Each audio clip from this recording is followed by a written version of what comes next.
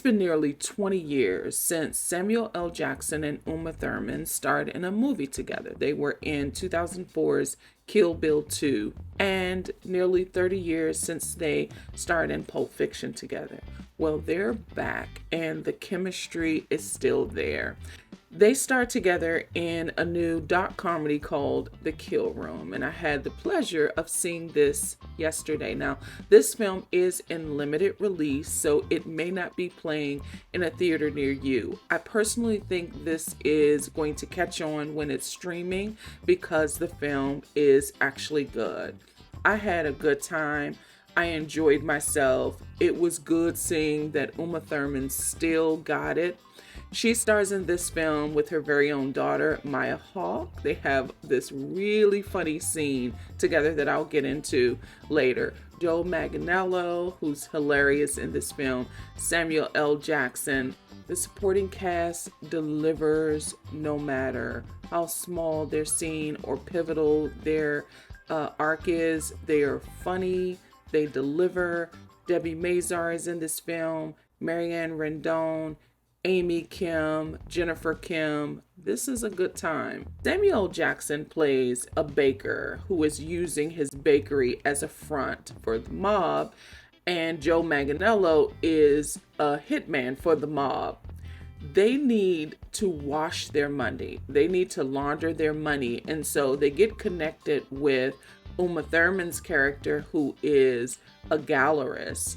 Her gallery is doing so bad. Even her artists are moving to a competitive, more successful gallery. And although she is apprehensive about helping Samuel Jackson and Joe Manganiello's characters launder this money, she caves, she relents, and decides to assist them because it'll also not only help her gallery, but she wants to one-up her competitor.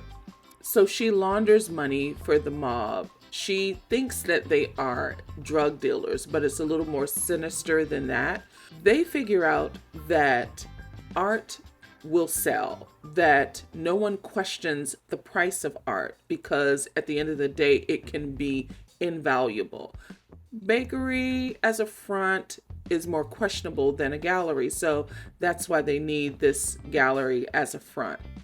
So they convince Joe Manganiello's character to just put anything on a canvas and they will sell it for hundreds of thousands of dollars. Well, because his art is successful and his installations are very successful, Joe Manganiello's character eventually becomes an overnight success with his art selling, becoming so valuable and unattainable until Uma Thurman's character realizes what he's making his art with.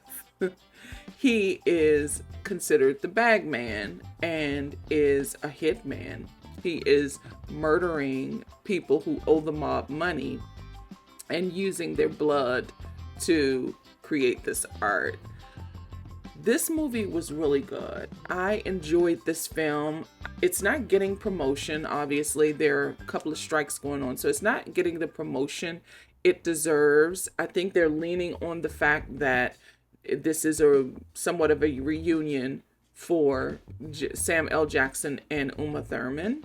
There are a few sections of the film that are very silent, and it's noticeable. The breath of silence was too quiet for the scenes.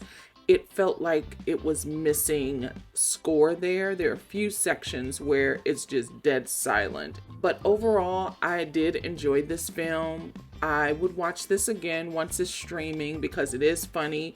And there is this scene between Maya Hawke, Uma Thurman, and Joe Manganiello that I was like, it was like pearl clutching.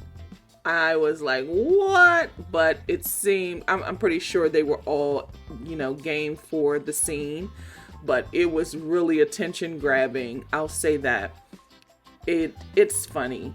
I Loved seeing Uma Thurman on the big screen again. She is very charismatic. She still got it. A fantastic actress.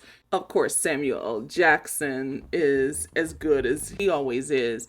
And Joe Manganiello, I mean, he was really, really good. I love that he had this comedic vibration about his character. He was funny and reserved. He really did stretch his comedic muscle in a way that I hadn't seen before. I know he's funny in the Magic Mike movies, but he was really good here with that deliberate funniness, comedic timing, I think was good. This is a good movie. I wish there was more promotion behind it, but okay.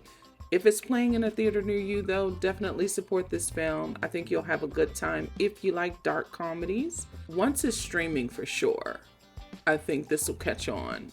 And then, of course, you have the reunion between Samuel L. Jackson and Uma Thurman. It was good to see them on screen.